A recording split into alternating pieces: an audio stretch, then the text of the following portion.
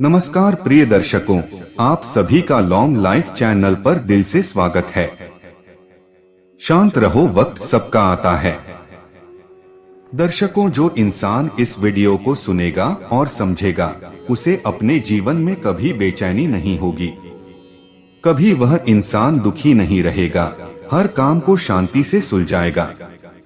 तो वीडियो को ध्यान से और अंत तक जरूर सुनो और सच्चे दिल से कमेंट में जय श्री कृष्ण जरूर लिखें।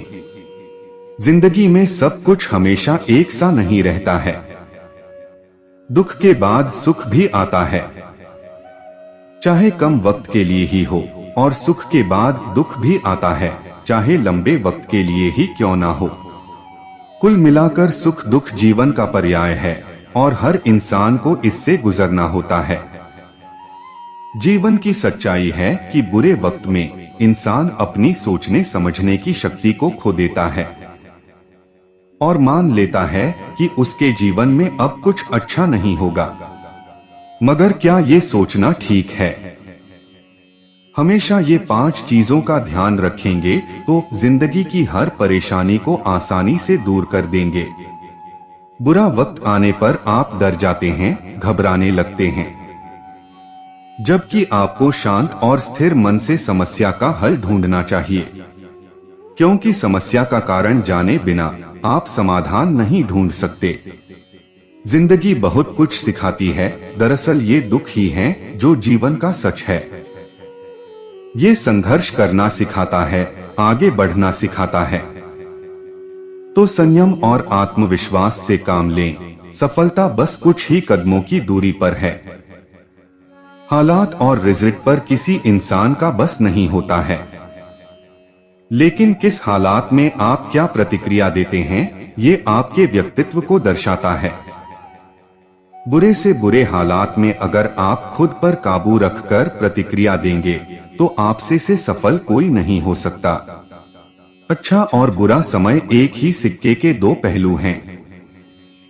इसलिए बुरे समय में भी जीवन को बेहतर बनाने की वजहों के तलाशें। बुरा समय देखकर हिम्मत ना हारें और उन हालातों में बाहर निकलने की लगातार कोशिश करें। लाइफ में कई बार हम बिना सही जानकारी और अनुभव के जीवन के युद्ध के मैदान में उतर जाते हैं। किसी भी रणभूमि में कदम रखने से पहले सभी युद्ध नीति की पूरी जानकारी हासिल कर लें, वरना दुश्मन का एक वार ही काफी होगा। समय कैसा भी हो, मन शांत रखने के लिए हर हाल में संतुष्ट रहना चाहिए। जीवन में आने वाली परेशानियों से अधिकतर लोग निराश हो जाते हैं, जबकि सुख हो या दुख, व्यक्ति को हर हाल में संतुष्ट रहना चाहिए। अगर संतुष्टि नहीं रहेगी तो मन को शांति नहीं मिल सकती है। इच्छाओं को पूरा करने के लिए मन हमेशा व्याकुल रहेगा। इस संबंध में महाभारत के आदि पर्व में लिखा है, क दुखैर्न तपैन न सुखै, प्रहर्षेत समेन वर्तेत सदैव धीर। इन नीति के अनुसार, इस श्लोक के अनुसार, व्यक्ति बुरे समय में दुखी नहीं होना चाहिए, और जब सुख के दिन हो तब हम बहुत ज्यादा खुश नहीं होना चाहिए। सुख हो या दुख, हमें हर हाल में संतुष्ट रहना चाहिए। जो लोग इस नीति का पालन करते हैं, उनके जीवन में शांति बनी रहती है। इस नीति का महत्व बताने वाली एक लोक कथा भी प्रचलित है। कथा के अनुसार किसी आश्रम में एक भक्त ने गाय दान में दी। शिष्यों ने अपने गुरु को इस बारे में बताया। गुरु ने कहा कि अच्छी बात है, अब हमें ताजा दूध मिलेगा। शिष्य प्रसन्न थे, अब उन्हें रोज ताजा दूध मिल रहा था। सभी की सेहत अच्छी हो गई। कुछ दिन बाद वह भक्त फिर से आश्रम आया और अपनी गाय वापस ले गया। इस बात से सभी शिष्य दुखी हो गए, क्योंकि अब उन्हें ताजा दूध नहीं मिलेगा। उन्होंने ये बात गुरु को बताई तो गुरु ने कहा कि ये भी अच्छा है, अब हमें गाय के गोबर की सफाई नहीं करनी होगी। हमारा समय बचेगा और हम पूजा पाठ में ज्यादा समय दे पाएंगे। शिष्यों ने कहा कि गुरुजी, अब हमें ताजा दूध नहीं मिल पाएगा। गुरु ने कहा कि हमें हर परिस्थिति में संतुष्ट रहना चाहिए। जब हमें गाय दान में मिली तब हम ज्यादा खुश नहीं हुए, और आज जब गाय नहीं है तब भी हम दुखी नहीं हैं। यही सूत्र हमारे जीवन में शांति लेकर आता है। अगर संतुष्टि की भावना नहीं होगी तो हमारा मन अशांत रहेगा। मन को शांत और स्थिर करने के लिए भगवान कृष्ण ने बताए हैं कुछ उपाय। किसी भी चीज को समझने के लिए सबसे पहले मन को शांत रखना चाहिए और फिर काम पर ध्यान देना चाहिए, क्योंकि हम मन से ही प्रश्न खोज लेते हैं और मन में ही जवाब देकर बैठ जाते हैं। भगवान कृष्ण ने मन को शांत रखने के लिए 2 चीजें बताई हैं। भगवद गीता में भगवान श्री कृष्ण कहते हैं, मन का बेचैन होना उसका स्वभाव है। हमारे मन को लगता है कि अगर वह अलग अलग बातों के बारे में सोचता रहेगा तो हमें आने वाली हर मुश्किल और मुसीबत से बचा लेगा, पर ऐसा होता नहीं है। हम अपने जीवन का काफी अधिक समय सोच विचार करके परेशान होने में निकाल देते हैं। भगवान श्री कृष्ण कहते हैं कि मन का यह स्वभाव बदलना मुश्किल जरूर है, असंभव नहीं। अच्छा, अब आप एक बात बताइए, क्या आप कौए को कह सकते हैं कि वो कांव कांव की आवाज ना करे? या फिर क्या आप किसी मेंढक को कह सकते हैं कि वह पानी देखते ही ऊंची छलांग ना मारे? हमारे मन का भी कुछ ऐसा ही है। जीवन में कुछ भी होता है, अच्छा या बुरा, हमारा मन उस पर कांव कांव करने लगता है। कांव कांव से मेरा मतलब है चिंता करना, व्याकुल होना। कोई बुरी बात होती भी नहीं है और मन परेशानी की ऊंची ऊंची लपटें लेने लगता है। कभी कभी तो मुझे ऐसा लगता है कि हम में से कई लोग सिर्फ परेशान होने के लिए जीते हैं। सारी परेशानी, पीड़ा, दुविधा अक्सर हमारी मन की बनाई हुई कहानियां होती हैं। भगवान श्री कृष्ण हमें हमारे मन को शांत और स्थिर करने के लिए 2 उपाय देते हैं। पहला, ध्यान लगाना या मेडिटेट करना। दूसरा, वैराग्य भाव सीखना। अब ध्यान या मेडिटेशन शब्द सुनते ही आप में से कई लोग कहेंगे कि आप आंख बंद कर सांसें अंदर बाहर नहीं ले सकते। यहाँ हम सब गलती कर बैठते हैं। मेडिटेशन या ध्यान का मतलब सिर्फ आंख बंद कर बैठना नहीं होता। मेडिटेशन का मतलब होता है अपना पूरा ध्यान किसी चीज पर लगाना और उसे हटने नहीं देना। अगर आप रोटी बना रहे हैं तो सिर्फ उस बात पर ध्यान दीजिए। अगर आप पिक्चर देख रहे हैं तो अपना पूरा ध्यान पिक्चर पर लगाएं। यह मत सोचिए कि पिक्चर देखकर आप अपना कितना वक्त बर्बाद कर रहे हैं। जब आप जीवन के हर छोटे बड़े काम को पूरे ध्यान से करते हैं तो आपका जीवन ही एक मेडिटेशन बन जाता है। ऐसे जीवन में शांति, स्थिरता, साहस और सफलता का होना अनिवार्य है। वैराग्य भाव दूसरा उपाय। वैराग्य का अर्थ यह नहीं कि आप सब कुछ छोड़कर जंगल में जाकर बैठ जाएं। वैराग्य का सच्चा अर्थ है कि आप जो काम कर रहे हैं उसका क्या नतीजा या रिजल्ट निकलेगा उसकी चिंता ना करें। जैसे अगर आपने कोई इंटरव्यू दिया, आप यह कर सकते हैं कि पूरे मन से तैयारी करें और अपना बेस्ट देकर आ जाएं। वह नौकरी मिलना या ना मिलना आपके हाथ में नहीं है। इस नतीजे के पीछे अलग अलग चीजें हैं जो आपके बिल्कुल कंट्रोल में नहीं। तो जिस चीज के बारे में आप कुछ कर नहीं सकते उसके बारे में चिंता भी ना करें। यही वैराग्य का सच्चा मतलब होता है। और यही है भगवान श्री कृष्ण का दूसरा उपाय, मन को चिंता की लपटों से बचाने का। याद रखिए, आप पूरे के पूरे इंसान हैं। समझदारी, संयम और कुशलता से भरे इंसान। आपका मन जब भी कौए की तरह अलग अलग बातों पर आपको परेशान करने लगे तब अपने मन को भी प्यार से समझाइए और शांत कर लीजिए। बस अपने ऊपर विश्वास रखिए कि आप कभी अपना बुरा नहीं होने देंगे। जीवन वही देता है जो आप उससे मांगते हैं, और जब आपको वह चीज मिल जाती है तब उसकी कोई कद्र नहीं होती है। भगवान कृष्ण ने गीता में बताया है कि सफलता प्राप्त करने के लिए जीवन में कुछ बदलाव करने होंगे। भगवद गीता में श्री कृष्ण कहते हैं, हमारी सफलता केवल हमारे कर्म पर निर्भर है। जीवन में हमेशा हमें कुछ न कुछ चाहिए ही होता है, यह हमारी प्रकृति है। अब इन सब आशाओं और महत्वाकांक्षाओं को पूरा करने के लिए कर्म तो हमें करने ही पड़ते हैं। अब आप कर्म किस भाव से करते हैं, यह आप पर निर्भर है।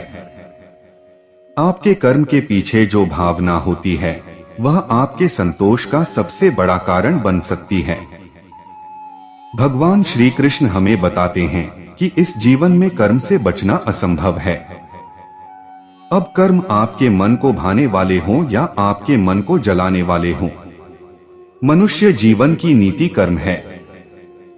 जीवन का आधार कर्म है। अगर आप मोह में बंधकर कर्म करने से मना कर देंगे तो परिस्थितियां ऐसी हो जाएंगी कि वे आपसे वही कर्म कराकर रहेंगी। यह वैसी ही बात है जब अर्जुन कुरुक्षेत्र के महायुद्ध के बीचों बीच अपने अस्त्र डाल देते हैं, क्योंकि कुछ क्षणों के लिए अर्जुन इस मोह में बंध जाते हैं कि अस्त्र उठाने से वह अपने कुल का, अपने संबंधियों का विनाश रचेंगे। तब शायद अर्जुन को कर्म में न संतोष मिल रहा था और न आनंद। इस अवस्था में भगवान श्री कृष्ण पार्थ को बताते हैं कि अगर हम कर्म से मुंह मोड़ लेंगे तो इसका अर्थ यह नहीं कि हम वह करने से बच जाएंगे। कर्म से आप केवल तब बच सकते हैं जब आप उसको करके उसे पूरा करें। अब यह आप पर है कि आप अपने कर्म को धर्म समझकर करें या बोझ समझकर। आपके कर्म को आप कौन सी भावना से करते हैं, वह पूर्ण रूप से आप पर है। लेकिन करना तो पड़ेगा, इस तरह या उस तरह। देखिए, बोझ समझकर करेंगे तो जीवन भारी और कठोर लगेगा। धर्म समझकर करेंगे, सेवा भाव से कर्म करेंगे तो ऐसा लगेगा कि आपके हाथों भला हो रहा है। यह ऐसी ही बात है कि आप जो सेब या अनार या संतरा खाते हैं, वह इसलिए खा पाते हैं क्योंकि दूर किसी माली ने अपना कर्म किया था। जैसे उसके कर्म का फल आप खा रहे हैं, वैसे ही आपके कर्म से किसी और को कोई सहायता मिल जाएगी। यह क्या होगा, कैसे होगा, यह जानना असंभव है। पर साधारण से साधारण मनुष्य भी अगर अपने मन में यह विश्वास बना ले कि उसके कर्म से किसी का भला हो रहा है, तब उस कर्म में धर्म और सेवा दोनों ही मिल जाते हैं। हम सब इस बात को किसी ना किसी रूप में मानते ही हैं और करते भी हैं। जैसे जब हम ऐसी नौकरी करें जो हमें उतनी पसंद नहीं होती, लेकिन उस नौकरी से हमारा घर चल रहा हो या हमारा परिवार खुश रह रहा हो, तो हम हमारा मोह छोड़ देते हैं। इसी कर्म में धर्म का भाव मिलता है। भगवान श्री कृष्ण हमें समझाते हैं कि हम समाज में रहते हैं तो उसके प्रति हमारे कुछ उत्तरदायित्व और कुछ कर्तव्य होते हैं। जैसे अच्छा नागरिक होना, अपने माता पिता का ख्याल रखना, अपने बच्चों की अच्छी परवरिश करना, ये कर्म भी हैं और हमारा धर्म भी है। इसलिए अगर मन इस विचार से डगमगा उठा है कि आप यह सब कैसे करेंगे, तो ऐसे नकारात्मक विचार छोड़ दीजिए। इसकी जगह पर यह विश्वास रखिए कि अगर इस कर्म का उत्तरदायित्व भगवान ने दिया है, तो उसको करने की सामर्थ्य और धैर्य भी भगवान ने आपको दिया ही है। जीवन में परेशानियों तभी आती हैं जब मनुष्य उसे सहन करने लगता है। हर समस्या का अगर डटकर सामना करेंगे तो समस्याओं का समाधान भी होगा और धीरे धीरे समस्याएं खत्म भी होने लगेंगी। इस लेख के माध्यम से समझते हैं कि जीवन में दुर्बलता कितना बड़ा अभिशाप हो सकता है। कमजोर को कभी नहीं सताना चाहिए, यह सबसे बड़ा पाप है। ऐसे व्यक्ति को प्रभु कभी माफ नहीं करते जो कमजोर को सताता है। कहावत है कि भगवान के यहाँ देर है, अंधेर नहीं। भगवान की लाठी में आवाज नहीं होती। यह आम आदमी का मनोविज्ञान है कि वह मजबूत से डरता है पर दुर्बल को सताता है, और अंत समय में इसका दुष्प्रभाव झेलता है। अक्सर सशक्त व्यक्ति मजबूर और लाचार लोगों का शोषण करते हैं। इस संदर्भ में कबीरदास जी का दोहा है, दुर्बल को न सताइए जाकी मोटी हाय, मरी खल की सांस से ले आहा भस्म हो जाए। काफी सार्थक है। कबीरदास जी कहते हैं, किसी को निर्बल समझकर उसका शोषण नहीं करना चाहिए, क्योंकि उसकी हाय का असर कहीं न कहीं होता है। शक्तिशाली व्यक्ति को कभी अपनी ताकत के घमंड में चूर होकर किसी अशक्त पर अत्याचार नहीं करना चाहिए। दुखी व्यक्ति की बद्दुआ से समस्त कुल का नाश हो जाता है। रावण, कंस, होलिका, हिरण्याकश्यप आदि इसके ज्वलंत उदाहरण हैं। सभी को ईश्वर की कृति समझकर उनका सम्मान करना चाहिए। हमेशा अपने हृदय में भगवान को स्थापित करना चाहिए, क्योंकि उसके स्मरण से समस्त पाप का अंत हो जाता है। जब हृदय में पवित्र विचारों, सत्कार्यों का स्थान होता है, तो पाप और अवगुण अपने आप ही दूर होते चले जाते हैं। देह का रंग देखकर गर्व मत करो, यह भले ही कितनी भी सुंदर हो। इसे एक रोज समाप्त हो ही जानी है। एक बार देह को छोड़ देने पर फिर इसे प्राप्त नहीं किया जा सकता है। किसी वस्तु को देखकर गर्व नहीं करना चाहिए, चाहे वह पद, शक्ति, धन, साम्राज्य ही क्यों न हो, कारण कि जीवन की अंतिम सच्चाई मृत्यु है। इसलिए प्रभु की भक्ति ही जीवन का आधार है। जब प्राणी दुखी होता है तब उसे हरि की याद आती है।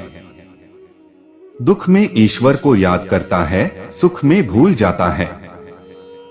दुनिया में सभी वस्तुएं एक समान हैं और उन सबका सम्मान होना चाहिए। इसलिए सबल, निर्बल सभी को एक नजरिए से देखने की दृष्टि होनी चाहिए। एक कहावत है कि दुर्बलता एक अभिशाप है, क्योंकि ऐसा व्यक्ति ही हर तरह की मार खाता है। शरीर और मन दोनों की अशक्तता कौन अधिक बड़ा अभिशाप है, यह बताना कठिन है, पर इन दोनों शक्तियों का समन्वय ही सफलता का कारण रहा है। संसार में अनेक दुष्कर्मों को पाप की संज्ञा दी जाती है। चोरी करना, हत्या, दुराचार, झूठ बोलना, धोखा देना, विश्वासघात करना, किसी को पीड़ा, नुकसान पहुंचाना आदि पाप कर्म कहे जाते हैं। लेकिन एक और भी बड़ा पाप होता है, वह है कमजोर होना। दुर्बलता से अन्य पापों को प्रोत्साहन मिलता है। निर्बल आदमी ही पाप में जल्दी प्रवृत्त होता है। स्वामी विवेकानंद ने कहा है, कमजोरी कभी न हटने वाला बोझ और यंत्रणा है। इसका नाम ही मृत्यु है। हमारे बहुत से दुखों का कारण भी यही है। सारी दुर्जनता निर्बलता की ही देन है, जिसमें कोई शक्ति नहीं है। इसलिए साहस सबसे बड़ी सबलता है। जिसमें साहस नहीं, वह अपने या अपने पड़ोसी पर होने वाले अत्याचारों के विरुद्ध कैसे आवाज उठा सकेगा। अत्याचार सहन करना, उसे समाज में होते देखना भी कम बड़ा अन्याय नहीं है। इससे दूसरों को अन्याय करने का प्रोत्साहन मिलता है। इस संघर्ष प्रधान संसार में ससम्मान जीवित रहने का हक उन्हीं को है जो शक्तिवान हैं। जीवन में हर जगह आपको कठोरता मिलेगी, लेकिन यह आप पर निर्भर करता है कि जीवन के मूल्यों को समझने के लिए आप उनका सामना कैसे करते हैं। जीवन के हर निर्णय को यह समझकर लेना चाहिए कि कहीं ये निर्णय किसी दूसरों को तो नुकसान पहुंचा रहे। देखिए, जीवन को बदलने वाला है एक अच्छा विचार। दोषारोपण एक मानसिक बीमारी है, जिससे अक्सर चाहने पर भी हम अपना बचाव नहीं कर पाते और उसके जाल में बुरी तरह उलझ जाते हैं। कांटा चुभने पर कांटे को दोष क्यों? वह तो अपनी सही जगह स्थित था। पैर तो हमने रखा, हाथ तो हमने लगाया। वास्तव में जब हम दोष दूसरों के सिर पर मढ़ते हैं तो कई क्रियाएं एक साथ होती हैं। सर्वप्रथम यह कि दोष दूसरों पर मढ़ते ही स्वयं अपनी दृष्टि में हम दोष मुक्त हो जाते हैं और दोष दूसरे पर आ जाता है। फिर जब दोषी सामने होता है तो हम फौरन स्वयं को सामने वाले से योग्य और श्रेष्ठ मान बैठते हैं। याद रखने की बात यह है कि योग्यता और श्रेष्ठता दूसरों में दोष नहीं ढूंढती, बल्कि अपने दोषों को तलाशती है, खुले दिल से स्वीकार करती है। यही स्वीकार हमें आत्म सुधार का अवसर देता है और श्रेष्ठता के द्वार स्वयं खुल जाते हैं। दूसरों को या परिस्थितियों को दोष देना जिम्मेदारी नहीं लेने का एक आसान तरीका है। जापानी व्यवसायी अकियो मोरिता का कहना है कि महत्वपूर्ण बात किसी को किसी चीज के लिए दोषी ठहराना नहीं है, बल्कि यह पता लगाना है कि त्रुटि का कारण क्या है। सफलता और असफलता जीवन के साथ चलती है। कुछ कामों को करने से यदि हमें सफलता मिलती है तो कुछ को करने से असफलता का स्वाद भी चखना पड़ सकता है। लेकिन इसका मतलब यह नहीं कि हम अपनी असफलताओं का ठीकरा दूसरों के सिर पर फोड़ने लगें। यह ठीक है कि कई बार दूसरों की गलतियों के चलते चीजें बिगड़ती हैं। फिर भी अगर हमारी प्राथमिकता कामों को पूरा करना और चीजों को ठीक करना है तो हमें दोषारोपण की आदत से बचना चाहिए। जीवन में आगे बढ़ने के लिए हमें दूसरों से टकराने के बजाय अपने गंतव्य पर ध्यान रखना चाहिए। हमें तो बस रास्ते में आने वाली बाधाओं को पहचानना है और फिर क्या किया जाए, उनसे कैसे निपटा जाए, यह विचार करना है। अवरोधों के सभी चेहरे नकारात्मक नहीं होते। कुछ मामलों में तो वे हमारे शिक्षक होते हैं। कवि सारा ब्रूनो का कहना है, जब आप पत्थर को दोष देना बंद कर देंगे तो चलना सीख जाएंगे। अगर हमें लगता है किसी का व्यवहार हमारे प्रति अनुचित है तो तुरंत ही इस निष्कर्ष पर नहीं पहुंच जाना चाहिए कि सारा दोष उसी का है। अपने आप पर भी विचार करना चाहिए। हर किसी को अपनी प्रशंसा प्यारी लगती है और व्यंग्य आलोचना सभी को अप्रिय है। दूसरों के प्रति कोई भावना बनाने से पूर्व अपना भी दोष दर्शन करना आवश्यक है। जब हम अपने को ही सर्वथा सही मानकर दूसरों को गलत मानते हैं तो सबसे बड़ी भूल करते हैं। इससे सच्चाई ढक जाती है और विवाद बढ़ने लगते हैं। अपनी रुचि भिन्नता को ध्यान में रखते हुए दूसरों की इच्छा सहन करनी चाहिए। जब कभी ऐसी स्थिति आती है कि दूसरों की इच्छा के लिए हमें अपनी अभिरुचि का दमन करना पड़ जाता है, तब सामने वाले पर हमारी इस सद्भावना का सकारात्मक प्रभाव पड़ता है। वह हमारी इच्छाओं को प्राथमिकता देना प्रारंभ कर देता है। एक बार हमारे मन में यह बात बैठ जाए कि दोषी हम भी हो सकते हैं, तो मित्रों संबंधियों से होने वाले विवादों में अपने आप बहुत कमी आ जाती है। श्री कृष्ण बताते हैं कि इस संसार में जो भी होता है वह उनसे ही होता है। जीवन में कई बार ऐसी परिस्थितियां और अनुभव आ जाते हैं जिस पर हमारा कोई नियंत्रण नहीं होता है। हम भले सच्चे मन से पूरी मेहनत से कर्म करें, फिर भी हमें जो चाहिए वह मिलता नहीं है। भगवद गीता में भगवान कृष्ण कहते हैं, अह सर्वस्य प्रभो मत्तः सर्वं परवर्तते इति मत्वा भजन्ते मम बुधा भवस्मानिवतः। जीवन में बहुत सारी चीजें हमारे हाथ के बाहर होती हैं। कभी कभी हम पूरी मेहनत से सही कर्म करते हैं मगर हमें उसका फल नहीं मिलता है, या कभी कभी हमारे साथ कुछ ऐसी घटना हो जाती है जिसके बारे में हमने सोचा भी नहीं था।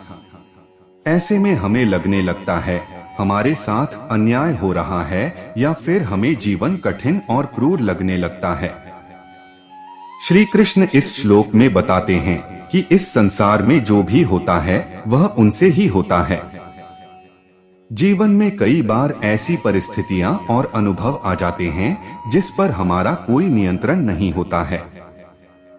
हम भले सच्चे मन से पूरी मेहनत से कर्म करें, फिर भी हमें जो चाहिए वह मिलता नहीं है।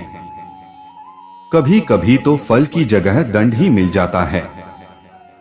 हम सबके साथ कभी न कभी ऐसा होता है और हम सब सोचते हैं कि ऐसा क्यों हो रहा है। बात कुछ ऐसी है कि अगर आप अपने बच्चे को घर में सिर्फ अच्छी बातें सिखाएं और उसे बहुत प्यार करें, तब भी आपके बच्चे का स्वभाव क्या केवल इस बात पर निर्भर होगा? नहीं, आपके बच्चे के स्वभाव पर अलग अलग चीजों का प्रभाव होगा। जैसे कि वह स्कूल में क्या सीखता है, उसका स्वभाव इस बात पर भी निर्भर करेगा कि उसके दोस्त कौन हैं और कैसे हैं। उसका स्वभाव इस पर भी निर्भर करेगा कि वह टीवी पर क्या देखता है। ऐसी स्थिति में आप हमेशा पूर्ण मन से प्रयास करते हैं, पर क्या परिणाम आपके हाथ में है? तो फिर क्या उस परिणाम के लिए अपने आप को दोष देना या उसे अपने मन पर हावी होने देना उचित है?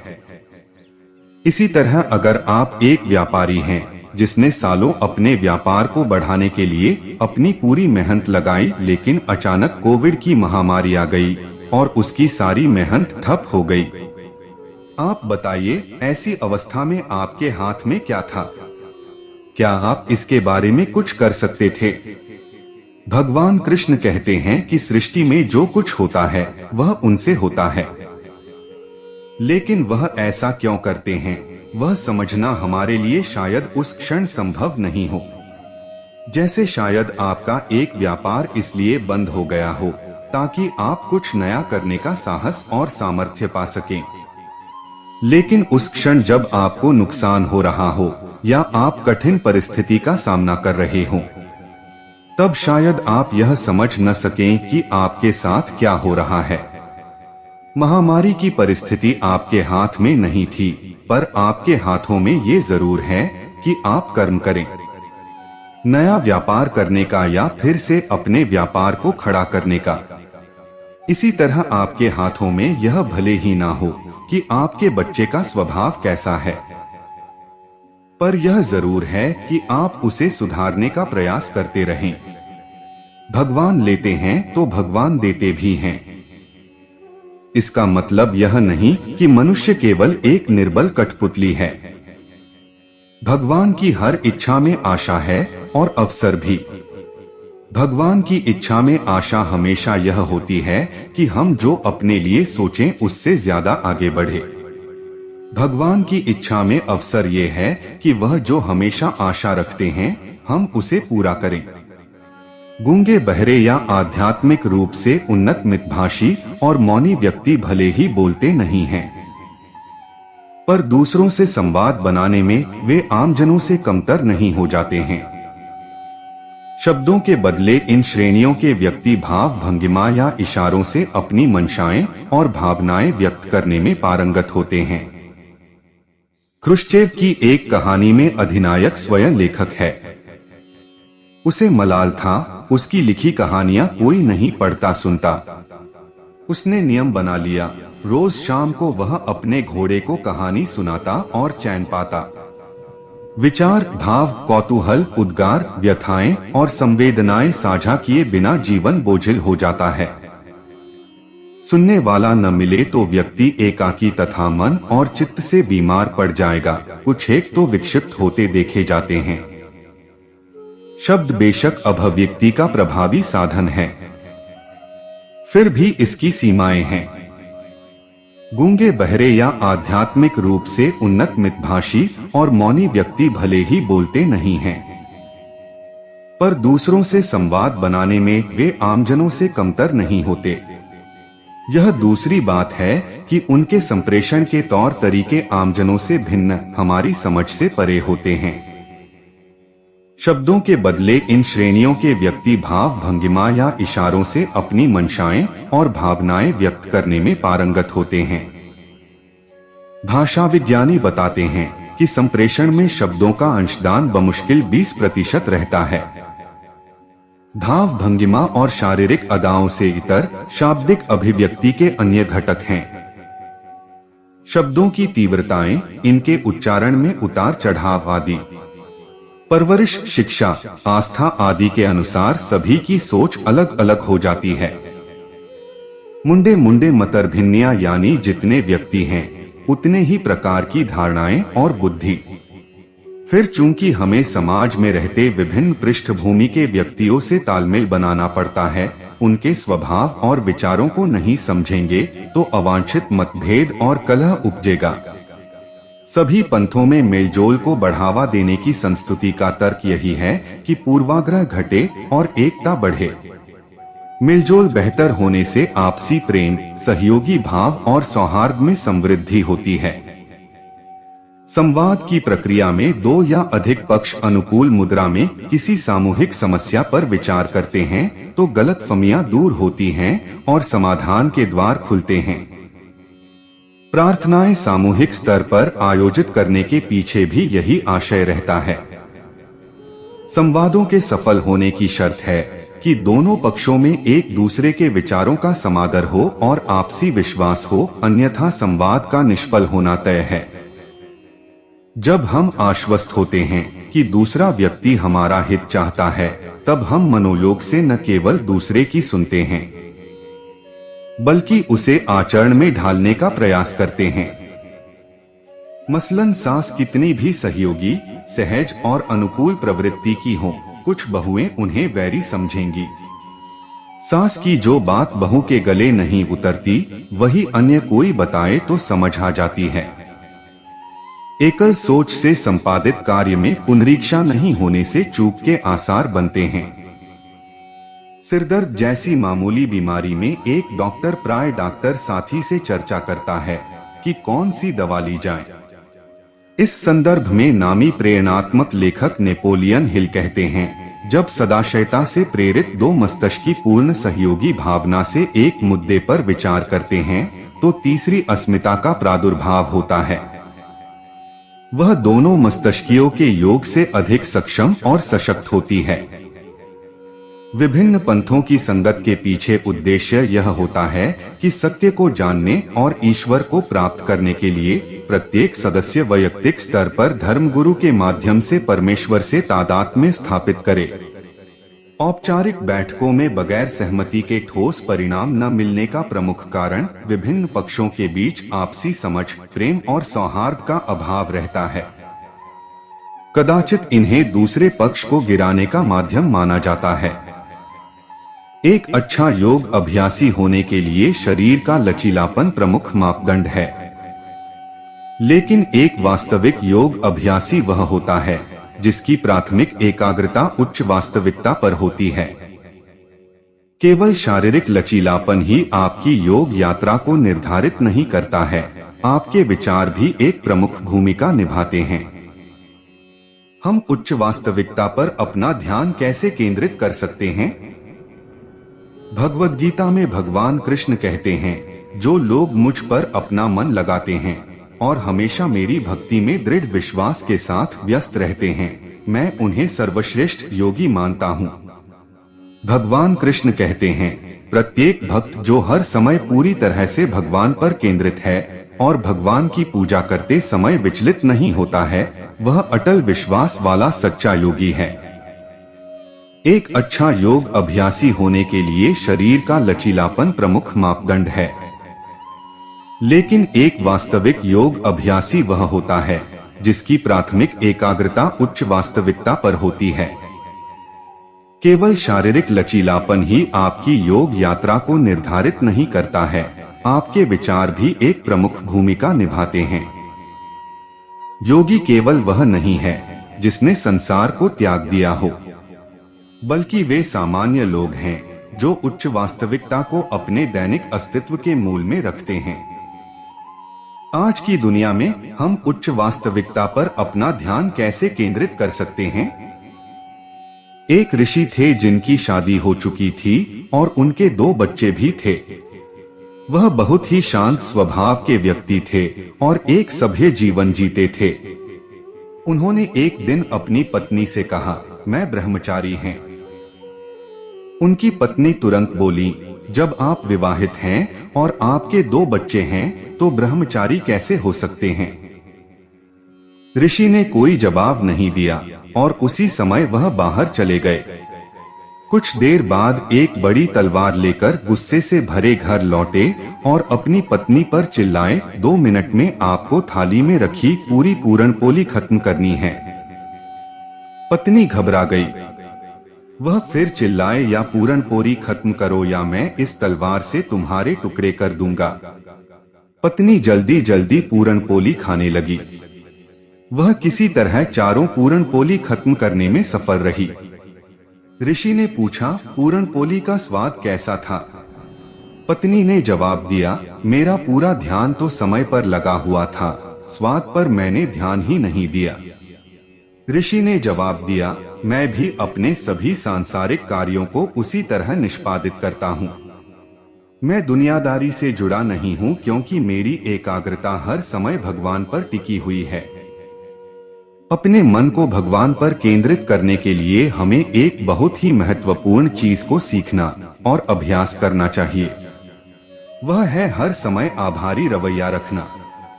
यह भगवान से जुड़े रहने का सबसे अच्छा तरीका है। भगवान को उनके आशीर्वाद के लिए और अपने जीवन के लिए धन्यवाद करें। उन सभी चीजों के लिए परमेश्वर का धन्यवाद करें जिन्हें आप हल्के में लेते हैं। सोने के लिए जगह, परवाह करने वाला परिवार, मार्गदर्शन करने के लिए दोस्त, बिल भरने के लिए पैसे, खाने के लिए भोजन और भी बहुत कुछ। विपत्ति के बीच भी भगवान का शुक्र है, क्योंकि भले ही हमें इसका एहसास ना हो, भगवान के पास हमारे लिए बड़ी योजनाएं हैं। इसलिए प्रत्येक समस्या को एक आशीर्वाद के रूप में देखें और इसे दूर करने में आपकी मदद करने के लिए भगवान को धन्यवाद दें। इसलिए अच्छे और बुरे दोनों समय में आभारी होना सीखें और भगवान के प्रति समर्पण करें। भले ही आप इस तेज तर्रार भौतिकवादी दुनिया में अपने कर्तव्य का पालन करते हुए बंधे हों, आप उच्च वास्तविकता से कभी भी संपर्क नहीं खोएंगे, जो बदले में आपको अपने आंतरिक जगत से जोड़े रखेगा।